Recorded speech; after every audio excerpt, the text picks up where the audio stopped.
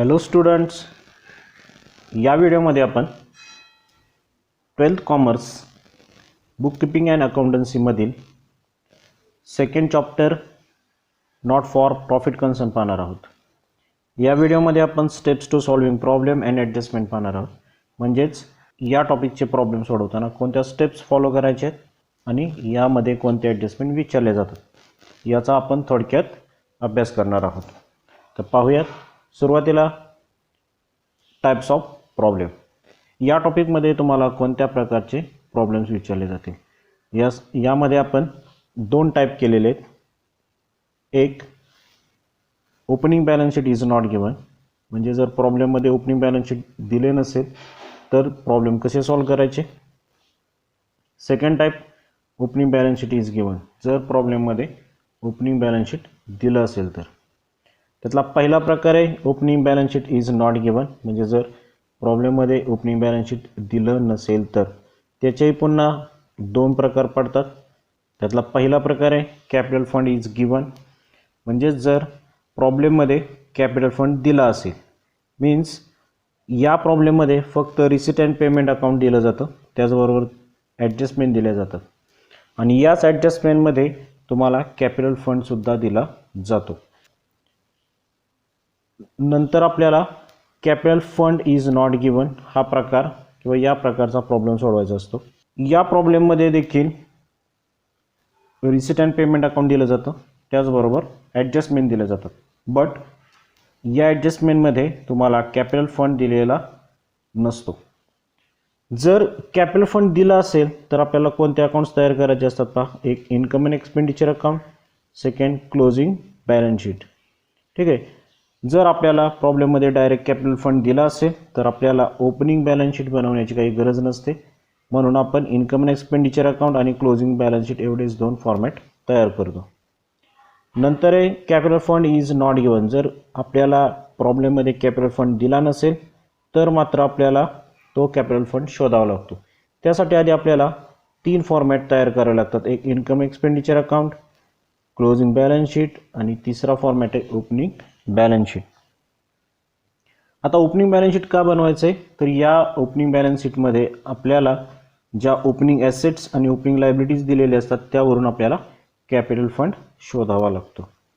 नंतर जो पुढचा प्रकार आहे opening balance sheet is given, जर प्रॉब्लेममध्ये डायरेक्टच ओपनिंग बॅलन्स शीट दिलं असेल तर त्यावेळी आपल्याला फक्त दोन फॉर्मॅट तयार करावे लागतात. एक, इन्कम एक्सपेंडिचर अकाउंट आणि सेकंड, क्लोजिंग बॅलन्स शीट. या प्रॉब्लेममध्ये जे ओपनिंग बॅलन्स शीट दिलेलं असतं त्याच बॅलन्स शीटमध्ये कॅपिटल फंड हा दिलेला असतो, त्यामुळे या प्रकारच्या प्रॉब्लेममध्ये ओपनिंग बॅलन्स शीट बनवावे लागत नाही. ओके. सो अशा रीतीने हे टाइप्स ऑफ प्रॉब्लेम आहेत. नंतर पुढे स्टेप्स टू सॉल्विंग प्रॉब्लेम, म्हणजे जर या प्रकारचे प्रॉब्लेम आलेत, म्हणजे आत्ता आपण तीन प्रकारचे प्रॉब्लेम्स बघितले, त्या तिन्ही प्रकारामध्ये किंवा हे तिन्ही प्रकारचे प्रॉब्लेम सोडवताना आपल्याला कोणत्या स्टेप्स फॉलो कराव्या लागतात. त्यात पहिली स्टेप आहे tick marks the item as per the adjustment, म्हणजे ॲडजस्टमेंटनुसार ज्या ज्या आयटम्सवरती किंवा ज्या ज्या अमाऊंटवरती ॲडजस्टमेंट आलेले आहेत त्या त्या आयटम्सला किंवा त्या अमाऊंटला काय करायचे, टिक मार्क्स करून घ्यायचे, जेणेकरून आपण काय करू शकतो, ती अमाऊंट इनर कॉलममध्ये लिहू शकतो आणि त्याखाली एक दोन ओळी सोडून ॲड किंवा लेस जे काही करायचे ते आपण या ठिकाणी करू शकतो. सेकंड स्टेपमध्ये आपण पाहणार आहोत post the opening balance of asset and liabilities. पहा, प्रॉब्लेममध्ये ज्या ओपनिंग ॲसेट्स आलेले असतात किंवा ओपनिंग लायबिलिटीज आलेले असतात त्यांचं पोस्टिंग सर्वप्रथम करायचं आहे. त्याने काय होणार आहे, प्रॉब्लेममध्ये ज्या काही ॲडजस्टमेंट किंवा ज्या काही ॲडिशन किंवा लेस जे करायचे ते आपल्याला डायरेक्टली ओपनिंग बॅलन्समध्ये करता येऊ शकतं. म्हणून सुरुवातीला प्रॉब्लेममध्ये देण्यात आलेले जे ओपनिंग बॅलन्सेस आहेत, मीन्स ॲसेट्स आणि लायबिलिटीज, यांचं पोस्टिंग करून घ्यायचं आहे. सेकंड स्टेपला आपल्याला सॉल्व करायचं आहे post the receipt and payment sides of receipt and payment account. प्रॉब्लेममध्ये जे रिसिट पेमेंट अकाउंट दिलेले त्याची रिसिट साईड पोस्ट करायची, नंतर पेमेंट साईड पोस्ट करायची. आता रिसिट आणि पेमेंट साईड पोस्ट करण्यासाठी तुम्हाला जो फॉर्मॅट दिला जातो तो या प्रकारचा फॉर्मॅट असतो, म्हणजे हा त्याचा कंडेन्स फॉर्मॅट आहे, म्हणजे थोडक्यात दिलेला फॉर्मॅट आहे. यामध्ये बघा रिसिट साईडला तुम्हाला all revenue receipts and capital receipts दिले जातात. याचा अर्थ काय, तर जे पैसे मिळालेले असतात ते एकतर रेव्हेन्यू नेचरचे असतात किंवा कॅपिटल नेचरचे असतात. आता जे रेव्हेन्यू नेचरचे आहेत ते इन्कम म्हणून कन्सिडर केले जाणार आहेत आणि जे कॅपिटल नेचरचे आहेत ते लायबिलिटीला कन्सिडर केले जाणार आहेत. ठीक आहे. सेकंड, पेमेंट साईडला ज्या काही अमाऊंट्स असतात त्या एक तर रेव्हेन्यू पेमेंट्स असतील किंवा कॅपिटल पेमेंट्स असतील. रेव्हेन्यू पेमेंट्स म्हणजेच आपले एक्सपेंडिचर आणि कॅपिटल पेमेंट्स म्हणजेच आपल्या ॲसेट्स असणार आहे. रेव्हेन्यू पेमेंट्स हे सगळे एक्सपेंडिचरला पोस्ट केले जातील आणि कॅपिटल पेमेंट्स म्हणजे ज्या आपल्या ॲसेट्स आहेत त्या एकतर ॲसेटमध्ये ॲड केले जातील किंवा मग त्या सेपरेट दाखवल्या जातील. तर अशा पद्धतीने रिसिट आणि पेमेंटचं पोस्टिंग केलं जाणार आहे. नेक्स्ट पुढच्या स्टेपला आपल्याला पाहायचं आहे, स्टेप नंबर 4 मध्ये सॉल्व द ॲडजस्टमेंट. नंतर प्रॉब्लेममध्ये ज्या काही ॲडजस्टमेंट आले असतील ते ॲडजस्टमेंट आपल्याला एक एक करून सॉल्व करायचे. आता विद्यार्थी मित्रांनो, आपण आता पुढे जाऊन या ॲडजस्टमेंट कोणत्या आहेत आणि त्यांचे इफेक्ट्स काय जातात ते आता आपण पाहणार आहोत. तर पहा, पहिली ॲडजस्टमेंट आहे आउटस्टँडिंग एक्सपेन्सेस करंट इयर. जर करंट इयरचं आउटस्टँडिंग एक्सपेन्सेस असेल तर त्याचे दोन इफेक्ट काय जातात. एक फर्स्ट इफेक्ट काय जातो, expenditure side add in particular expenses, म्हणजे एक्सपेंडिचर साईडला जो एक्सपेन्सेस आपल्याला आउटस्टँडिंग सांगण्यात आलेला आहे त्या एक्सपेन्सेसमध्ये ॲड करणे. आणि सेकंड इफेक्ट लायबिलिटी साईडला शो ॲज आउटस्टँडिंग एक्सपेन्सेस, म्हणजे लायबिलिटी साईडला आपल्याला तो आउटस्टँडिंग एक्सपेन्सेस म्हणून शो करायचा आहे. Second adjustment outstanding expenses previous year. जर प्रिव्हियस इयरचे आउटस्टँडिंग एक्सपेन्सेस आले असतील तर एक्सपेंडिचर साईडला, आता याचा फक्त एकच इफेक्ट जातो, एक्सपेंडिचर साईडला लेस फ्रॉम पर्टिक्युलर एक्सपेन्सेस, म्हणजे जो एक्सपेन्सेस आहे प्रिव्हियस इयरचा तो काय करायचा आहे, आपल्याला त्या पर्टिक्युलर एक्सपेंडिचरमधून लेस करून घ्यायचा आहे. त्याचा सेकंड इफेक्ट जाणार नाही, कारण तो प्रिव्हियस इयरचा आउटस्टँडिंग एक्सपेन्सेस असतो तो करंट इयरच्या संबंधित नसतो, म्हणून तो फक्त काय करायचा, त्या संबंधित एक्सपेंडिचरमधून फक्त लेस करायचा. तिसरी ॲडजस्टमेंट आहे third adjustment prepaid expenses current year. Current इयरचे जर प्रीपेड एक्सपेन्सेस असतील तर ते एक्सपेंडिचर साईडला लेस फ्रॉम पर्टिक्युलर एक्सपेन्सेस, म्हणजे एक्सपेंडिचर साईडला जो काही एक्सपेन्सेस आहे त्यामधून प्रीपेड काय करायचेत, लेस करायचेत.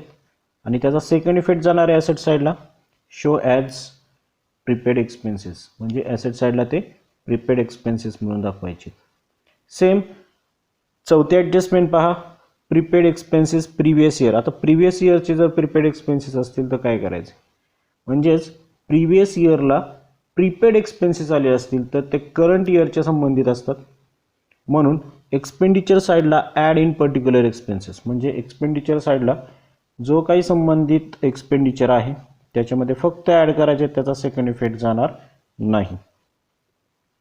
पुढे पाचवी ॲडजस्टमेंट देण्यात आलेली आहे आउटस्टँडिंग इन्कम किंवा ॲक्युर्ड इन्कम, म्हणजेच इन्कम रिसिवेबल असाही त्याचा अर्थ होतो. याचे दोन इफेक्ट जातात. इन्कम साईडला ॲड इन पर्टिक्युलर इन्कम, म्हणजेच इन्कम साईडला जो काही संबंधित इन्कम आहे त्याच्यामध्ये ॲड करणे.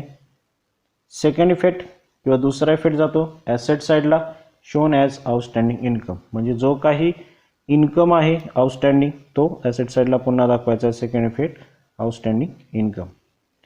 सहावी adjustment income received in advance किंवा त्याला प्री रिसिव्ड इन्कम असं देखील म्हणतात.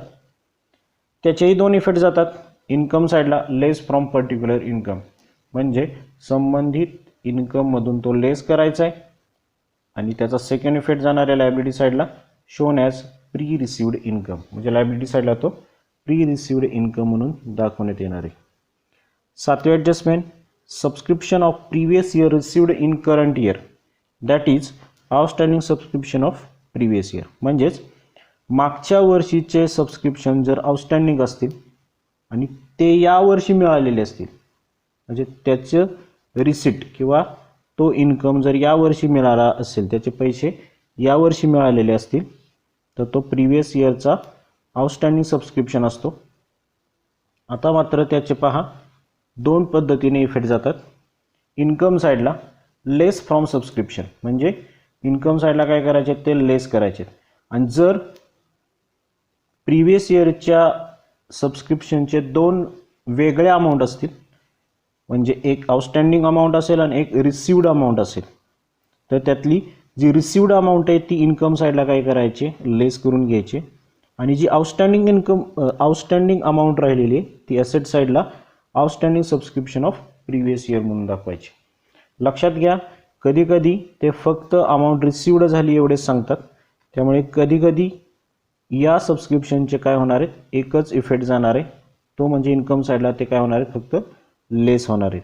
ओके, जर तुम्हाला आउटस्टँडिंगची अमाऊंट देखील दिली असेल आणि रिसिव्ड अमाऊंट देखील दिली असेल, तर त्यामध्ये काय करायचं आहे आपल्याला, रिसिव्ड अमाऊंट ही काय करायची आहे लेस करायची आणि जे काही आउटस्टँडिंग राहिलेले आहेत ते ॲसेट साईडला शो करायचे. ओके, नंतर नेक्स्ट ॲडजस्टमेंट आहे 8वी adjustment, outstanding subscription of current year. आता जर आउटस्टँडिंग करंट इयरचे असतील सबस्क्रिप्शन, तर त्याचे दोन इफेक्ट जातात. इन्कम साईडला ते ॲड करायचे सबस्क्रिप्शनमध्ये आणि सेकंड इफेक्ट ॲसेट साईडला shown as outstanding subscription of current year, म्हणजेच ते पुन्हा ॲसेट साईडला आउटस्टँडिंग आहेत हे आपल्याला दाखवावे लागणार आहे. नंतर 9 नंबरचे adjustment, subscription of next year received in current year. जर नेक्स्ट इयरचे सबस्क्रिप्शन करंट इयरला मिळालेले असतील, तर ते आपल्याला ॲडव्हान्समध्ये मिळालेले असतील, तर तो या वर्षीचा इन्कम नसतो, म्हणून त्याचे दोन इफेक्ट जातात. पहिला इफेक्ट इन्कम साईडला लेस फ्रॉम सबस्क्रिप्शन, म्हणजे इन्कम साईडला काय करायचे ते लेस करायचे आणि त्याचा सेकंड इफेक्ट द्यायचा आहे लायबिलिटी साईडला shown as subscription received for next year, म्हणजे पुन्हा ते लायबिलिटी साईडला नेक्स्ट इयरचे सबस्क्रिप्शन रिसिव्ड झालेले हे आपल्याला दाखवावे लागणार आहेत. नंतर 10वी ॲडजस्टमेंट आहे डेप्रिसिएशन. डेप्रिसिएशनचे आपण फायनल अकाउंटमध्ये जसे इफेक्ट देतो सेम तेच इफेक्ट याही ठिकाणी आपल्याला द्यायचे, म्हणजे जे काही डेप्रिसिएशन असणार आहे ते शो ऑन एक्सपेंडिचर साईड, म्हणजे कॅल्क्युलेट करून जे काही डेप्रिसिएशन येईल ते एक्सपेंडिचरला दाखवायचे. हा झाला त्याचा पहिला इफेक्ट. आणि सेकंड इफेक्ट ॲसेट साईडला less from the particular asset, म्हणजे ज्या ॲसेटवरती डेप्रिसिएशन आहे त्या ॲसेटमधून ते काय करायचे लेस करायचे. नेक्स्ट ही कंपल्सरी ॲडजस्टमेंट आहे बघा 11 नंबरची ॲडजस्टमेंट, कॅपिटलायझेशन ऑफ इन्कम. ही बऱ्यापैकी कंपल्सरी आपल्याला प्रॉब्लेममध्ये विचारली जाते. आता कॅपिटलायझेशन नॉर्मली दोन अमाऊंटवरती जास्त प्रमाणात विचारलं जातं, ते म्हणजे डोनेशन आणि एंट्रन्स फी. त्यामुळे एक्झाम्पलमध्ये मी तुम्हाला डोनेशन आणि एंट्रन्स फी दिलेले आहे. तर कॅपिटलायझेशन ऑफ इन्कम करताना पहा त्याचे दोन इफेक्ट जातात. फर्स्ट इफेक्ट इन्कम साईडला लेस फ्रॉम पर्टिक्युलर इन्कम, म्हणजे इन्कम साईडला जो इन्कम कॅपिटलाइज करायला सांगितलं आहे त्यातून ते लेस करायचे. आणि सेकंड इफेक्ट लायबिलिटी साईडला आपण जो कॅपिटल फंड लिहिलेला आहे त्याच्यामध्ये ते ॲड करायचे, म्हणजे कॅपिटलाइज करायचं म्हणजे ते थोडक्यात कॅपिटल फंडमध्ये ॲड करावे लागतात. असे त्याचे नॉर्मली दोन इफेक्ट जातात. नेक्स्ट 12 नंबरची ॲडजस्टमेंट आहे डोनेशन फॉर बिल्डिंग फंड. कधीकधी डोनेशन जे देण्यात येतं ते एखाद्या पर्टिक्युलर ॲसेटसाठी देण्यात येतं, म्हणजे डोनेशन फॉर फंड, म्हणजे तो एक फंड रेज केला जातो आपल्याला एक नवीन ॲसेट तयार करायचे असेल तर. नॉर्मली डोनेशन हे बिल्डिंग फंड किंवा लायब्ररी फंडसाठी येतं. त्याचे दोन इफेक्ट जातात.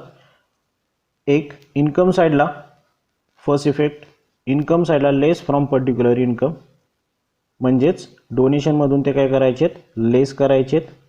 सेकंड इफेक्ट जाणारे लायबिलिटी साईडला ॲड इन पर्टिक्युलर फंड, म्हणजे ज्या फंडवरती ही डोनेशन आलेलं आहे त्या फंडमध्ये हे डोनेशन काय करायचं ॲड करायचं.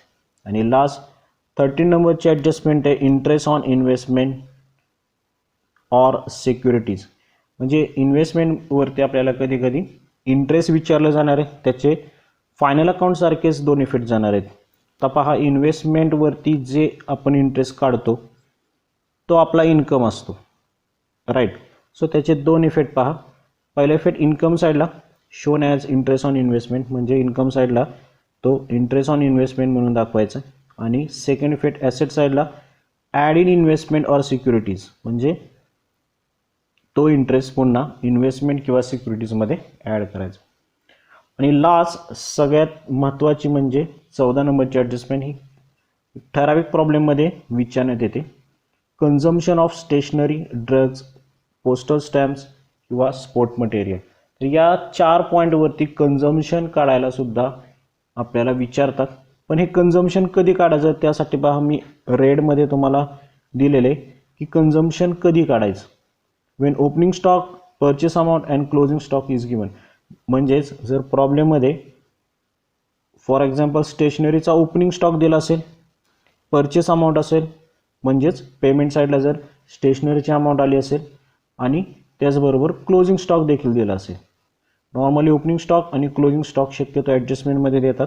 जर ओपनिंग बॅलन्स शीट दिलं असेल तर ओपनिंग स्टॉक हा ओपनिंग बॅलन्स शीटमध्ये देण्यात येतो आणि क्लोजिंग स्टॉक हा ॲडजस्टमेंटमध्ये देण्यात येतो. म्हणजेच नॉर्मली कंडिशन काय आहे, ओपनिंग स्टॉक, परचेस अमाऊंट आणि क्लोजिंग स्टॉक या 3 अमाऊंट असणे अत्यावश्यक आहे. त्याच सिच्युएशनमध्ये आपण काय करू शकतो, यांचं कन्झम्पशन काढू शकतो. तर आता पहा याचे इफेक्ट कसे जातात. पहिला इफेक्ट, फर्स्ट इफेक्ट बघा, एक्सपेंडिचर साईडला आपल्याला एक फॉर्मॅट लिहावा लागतो कन्झम्पशनचा. कसा आहे पहा फॉर्मॅट तो. ओपनिंग स्टॉक ऑफ स्टेशनरी, पहा इथं स्टेशनरीचे संबंधित त्यांनी फॉर्मॅट दिलेला आहे. हाच फॉर्मॅट तुम्ही ड्रग्ज, पोस्टल स्टॅम्प आणि स्पोर्ट मटेरियलसाठी सुद्धा वापरू शकतो. ठीक आहे.